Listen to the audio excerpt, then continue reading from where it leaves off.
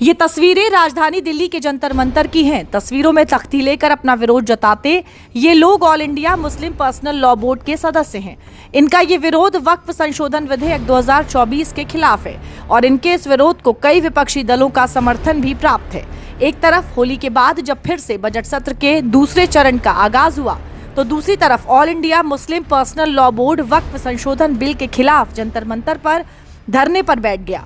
AIMIM सांसद असदुद्दीन ओवैसी भी जंतर मंतर पर all India Muslim personal law board के विरोध प्रदर्शन में शामिल हुए।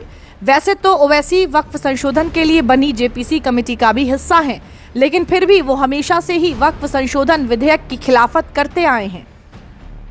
हमारा काम विरोध करना है क्योंकि ये अनकॉन्स्टिट्यूशनल है।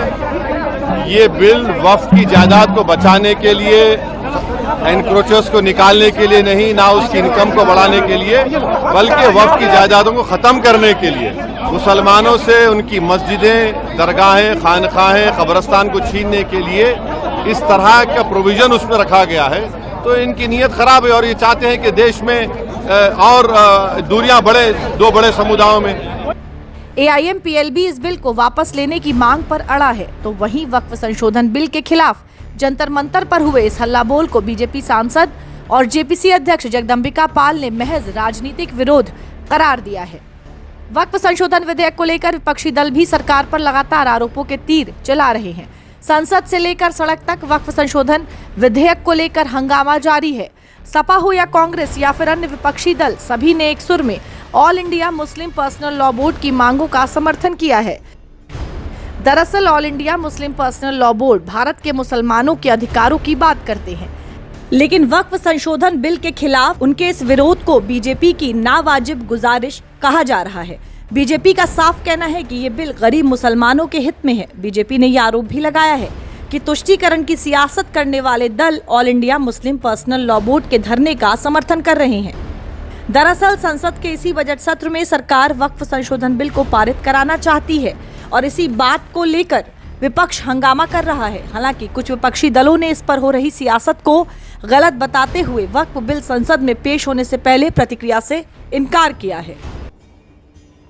संसद की संयुक्त समिति ने जब बिल पर अपनी रिपोर्ट लोकसभा में पेश की थी, तब भी विपक्ष ने इस पर भारी विरोध किया था। वक्फ बिल के पहली बार लोकसभा में पेश होने से लेकर उस पर बनी JPC की रिपोर्ट पेश होने तक की पूरी टाइमलाइन भी बताते हैं। संसद के मॉनसून सत्र में 8 अगस्त 2024 को लोकसभा में वक्फ संशोधन बिल पेश हुआ था। बिल पेश होने के बाद जब हंगामा हुआ तो उस पर JPC का गठन किया गया था। JPC ने 30 जनवरी 2025 को अपनी रिपोर्ट सौंपी। 13 फरवरी 2025 को संसद में JPC रिपोर्ट पेश हुई थी। वहीं 19 फरवरी 2025 को JPC के रिपोर्ट पर केंद्रीय कैबिनेट की मुहर लगी। JPC की रिपोर्ट में 14 बदलावों को मंजूरी मिली है। केंद्रीय कैबिनेट ने भी JPC के इन बदलावों को मंजूरी दी है। JPC में BJP और उसके सहयोगी दलों 16 तो वहीं विपक्ष के भी 10 सांसद थे। वक्फ संशोधन बिल पर बढ़ी तकरार के बीच कभी भी ये बिल सदन में पेश हो सकता है।